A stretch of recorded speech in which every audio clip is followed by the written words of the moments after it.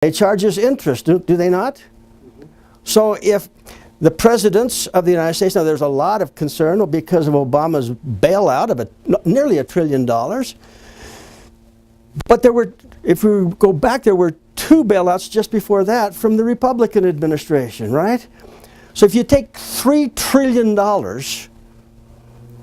and you print that kind of money at the Federal Reserve and you put that out in circulation so that there's more money out there, what's it going to do to the value of the money that you have in your checking account, in your purse, in your savings account, in your retirement fund? It makes it worth less, right? That's the definition of inflation, of increase in the money supply. Well, if you increase the money supply enough, then salaries have to go up, wages have to go up, and pretty soon you have the average guy who made $7,000 today being an average guy who makes into the $50,000s or more. That's caused by the 5th plank of the Communist Manifesto. Well, we don't have time to dwell on a lot of that, other than to conclude that what is happening is not happening by accident, but there is a plan. And that plan, as indicated in this slide, is Marxist socialism. A number of years ago, a man named Carroll Quigley wrote a book called Tragedy and Hope. Okay, a 1,300-page book. And in this fellow, Carroll Quigley, who was a professor at Georgetown University. In fact, one of the early talks given by Bill Clinton after he was elected president of the United States, he referred to Professor Carroll Quigley as his mentor. Well, he wrote this book not to criticize what had happened in government, but to give credit to those influences behind the scenes that had created more government and more control, and another government, actually an invisible government, that was really running things, while the American people thought they had a constitutional government. In his book, Tragedy and Hope, Carroll Quigley said this: "The 2 parties should be almost identical, so that the American people can throw the rascals out at any election without leading to any profound or extensive shifts in policy." Oh my goodness, now think about that. Somebody pulling the levers behind the scenes says, we're going to play this game with the American people where we're going to give them choices. Now, so that maybe it's a little easier to understand if we move it away from our country and you go, say, to England. In England, they have 2 parties as well, don't they? In the British Parliament. You've got the Liberal Labour Party and you've got the Conservative Party. But what's happened over the years? It really boils down to Socialist Party A and Socialist Party B. Regardless of what the names are. And so essentially what Carroll Quigley is saying here, Professor Quigley, is that there's a move to bring about the same thing. Okay, let's look at it. In 1992, Bill Clinton was elected president of the United States, right? That upset people. That upset conservatives. They were concerned about Bill Clinton. And so, in 1994, there was a change. The other party took control of both the House and the Senate, didn't they? So the question now is, go back to Quigley. They could throw the rascals out at any election without leading to any profound or extensive shifts in policy. Those of us that were around in the 1990s, did you see any profound shift in policy? Did you see any change at all? Okay, this isn't happening by accident. Now, if we find ourselves criticizing, then we can go back, our politicians, we can go back to what Thomas Jefferson said many years ago. Jefferson said this: "Confidence is everywhere the parent of despotism. In questions of power, then, let no more be heard of confidence in man, but bind him down from mischief By the chains of the Constitution. We're right back to the Constitution, aren't we? If we're concerned about members of Congress, are we binding them down for mischief? Do we understand the Constitution well enough to hold their feet to the fire? Jefferson said it was the solution. Okay, we have then the Council on Foreign Relations. What kind of an influence does it have in America today?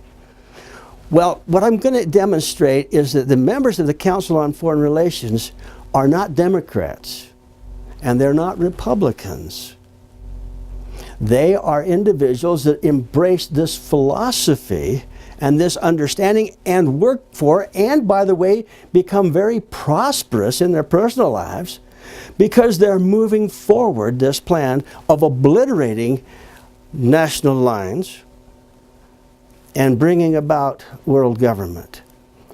We could go back forever. The Council on Foreign Relations was formed in 1922. Okay, if you go back before that to the First World War, there was an effort by insiders who wanted to have total control to bring about the first steps towards a world government. So out of the Treaty of Versailles came a plan to have what? The League of Nations, right? You've heard of the League of Nations. Well, these people thought because of the war they could move us toward that. They didn't have success. There were still too many in the Senate and good people in government that worked to oppose that. So we didn't get the League of Nations. But a few years later, those very same people created this organization we're talking about, the Council on Foreign Relations, with the very statement of purpose that we just read. Many of them still alive and still very powerful in government did bring us towards an international organization that they hoped would lead to world government. And we got that in 1945. What's that? The United Nations, right? That was their step. And that's how significant the Council on Foreign Relations was. So if you go back to these administrations, and you start here with Jimmy Carter. Carter was elected in '76, wasn't he? He served 4 years. There was a Carter administration for 4 years. And we look at the CFR members. Some of us will remember names like Walter Mondale, his vice president, who was a member of the Council on Foreign Relations. Paul Volcker, oh my goodness, the head of the Federal Reserve. Surprise, surprise. Carter himself had been a founder of the parallel organization started by David Rockefeller, the Trilateral Commission. So now, and I want to point out that there's 340, but if you go back into the 70s, I believe that there were only about 1,600, between 1,600 and 1,700 members of the Council on Foreign Relations to choose from. Today, there's well over 4,000. So, Carter administration had 340 members of the CFR in it. Along comes the conservative administration of Ronald Reagan. Guess what? 318 members of the CFR. One who had been a member, even while he was campaigning for presidency, back in the 1979, 1980, was the vice president, George Bush the Elder. Others, names that you would remember, were the Secretary of State, George Shultz, and Secretary of Treasury, James Baker, and so forth. And we move up to the Clinton administration. You see, there's no difference, Republican, Democrat. In the Bill Clinton administration, there were 548 members of the Council on Foreign Relations in that administration. Again, these are people that have this belief system that we should do away with nationhood and move toward world government. Who's in his administration? Well, starting with himself. The President of the United States was a member of the CFR. Warren Christopher, on and on. members of the CFR shaping policy for that administration. Then we move to the George W. Bush administration. 525 members of the Council on Foreign Relations, including his Vice President, his Secretary of State, Condoleezza Rice, who became her Secretary of State, Colin Powell, the first Secretary of State, on and on. We're members of the Council on Foreign Relations. Can you see then why we're not seeing any shifts in policy? Moving from one administration and from one party to another. Then we come along to the present administration of Barack Obama. What did he say? What was the big campaign speech? Change. We're going to have change. Well, a lot of us have seen change that we sure didn't want, but we didn't see any change in terms of the direction of our nation because he has 448 members of the Council on Foreign Relations in his administrations. Look at the Secretary of Defense. That's a good place to start. Who appointed Robert Gates as Secretary of Defense? George W. Bush in the Republican administration. You see, it didn't matter, Republican, Democrat. They knew that Robert Gates would move as a member of the CFR in that very, very important position as we become engaged in more wars and the potential of more wars. So we have all of these members of the CFR in these high positions. And as Homeland Security gets more control and full body scanning, we look at members of the CFR that are the head of that, and on and on. Well, can you get the drift of this? You see, those influences running our government are organized. And the American people get to play a game of, do we elect a Democrat because we were unhappy with the Republicans, and then when we get unhappy with the Republicans, or with the vice versa, then we keep changing these parties. According to Carol Quigley, but there will be no extensive, no realized difference in the way things are done. One way to judge government and its control is just to look at the national debt. That's one glance at how it's happening. Now, in our lives, how many times have we heard candidates for various offices, whether it's the presidency or whether it was running for the House or for the Senate, individuals say, if you elect me, I will work to reduce the size of government. I will work to balance the budget. How often have you seen that? That sounds good, but has it ever happened? Has there been anybody ever? Well, if you look at this chart and you see what's happened to the debt since the Eisenhower administration, have there been any presidential administrations, or any Congresses in this period of time that have reduced spending, that have actually spent less or moved towards balancing our budget? Here's the reality. We go back to the Eisenhower administration. If you look over to the right, you'll see that first level, $1.5 trillion. Eisenhower. Now, we can look back at our country. Certainly there's been debt. And we can go back to Roosevelt and so forth. But there were times even before that when there was debt, when the nation got involved in wars and accumulated debt. The difference is, like good people today, when they accumulate debt, they get themselves out of debt. They pay it off. But from the Eisenhower administration forward to today, there has been no effort to do that. Now, we're talking about the Federal Reserve. We're talking about debt. We're talking about the number one item on our federal budget, which is the interest we pay on our national debt, right? To the Federal Reserve, to these banks.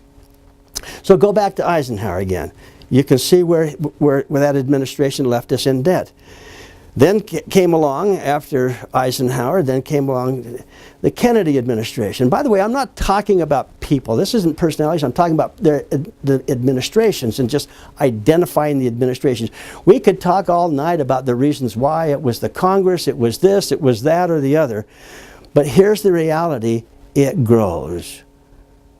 After 8 years of Kennedy and Johnson came Richard Nixon, and it advanced a little bit more. That 8 years of Nixon and Ford then came to the 4 years of Jimmy Carter. And you can see those gradual steps. Jimmy Carter was a liberal Democrat, and there was some increase. But then in 1980, we got a conservative. Everybody, in fact, I've heard talk show hosts on television today say he might have been the greatest president ever, even comparing him with George Washington. But this administration, look what happened in terms of the increase in government in the 8 years of the Reagan administration. Look at that huge. Understanding the debt and creation of more government and more agencies. I remember rhetoric when Reagan was running for office, said, if I'm elected, the former president has created these two branches of cabinet positions, one the Department of Energy, the other the Department of Education. He said, if I become president of the United States, I'm going to do away with both of them. Well, do you remember that speech? Some of us were around clear back in the 80s. Well, did it happen? No. Didn't happen. As a matter of fact, the Reagan administration increased the funding of those two huge, now, government bureaucracies. Then after the Republican Reagan administration came the George Bush Sr. administration, and he was only in 4 years. That was only a 4-year administration. Look, percentage-wise, how great that increase was in that 4 years. Because we put conservative Republicans in office, did we then spend less? Did we then reduce the size of government? It looks here like we did just the opposite.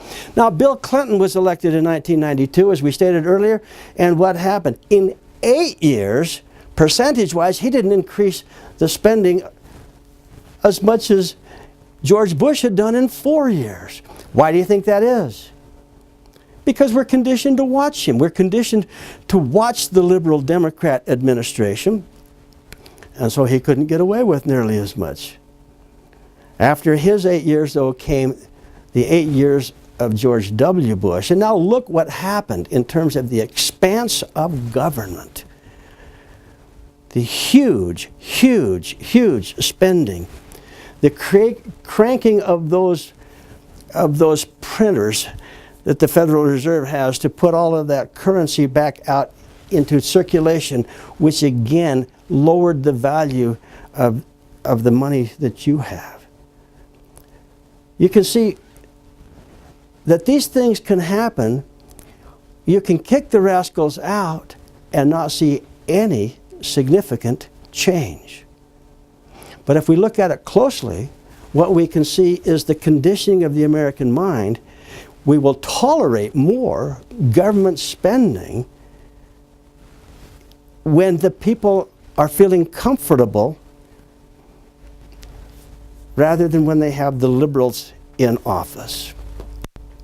We've got Obama, and he's just doing everything he can to set new records, isn't he? We'll see what it's all over with, how well he did towards his objectives. The whole thing is deception. I remember back again, if I go back into the 60s, if you allow me to reminisce, there was a book that was very popular amongst conservatives, written by J. Edgar Hoover, called Masters of Deceit. They are truly masters of deceit. Well, here's an example. Here's a man that was a member of the House of Representatives in the state of Wyoming. Now, there's only one representative from Wyoming, and that's a very conservative state, and people thought they had a conservative in. I remember being particularly frustrated because I knew that this man was a member of the Council on Foreign Relations, and I knew what his personal objectives were. Well, because an image of a great conservative was created, at one point he was pulled out of Congress, out of Wyoming, to become a chief of staff in one Republican administration, then Secretary of Defense in another administration, and now you'll see in this clip where he's the Vice President of the United States. And if you'll listen carefully, what he's saying was, I am a member of the Council on Foreign Relations, but I deceived the people in my home state of Wyoming. He said, but being a member of the CFR put me in good stead. It's interesting when we see him saying that, and the audience at the Council on Foreign Relations smugly laugh. And then they allow a man in the audience to speak, David Rockefeller. Now, David Rockefeller today is 95 years old. He was the head of the Council on Foreign Relations for a number of years, and he started the Trilateral Commission. And you'll hear him say here that he was pleased that the Vice President addressed one of his pet projects, the free trade area of the Americas. So listen to this and see what you think.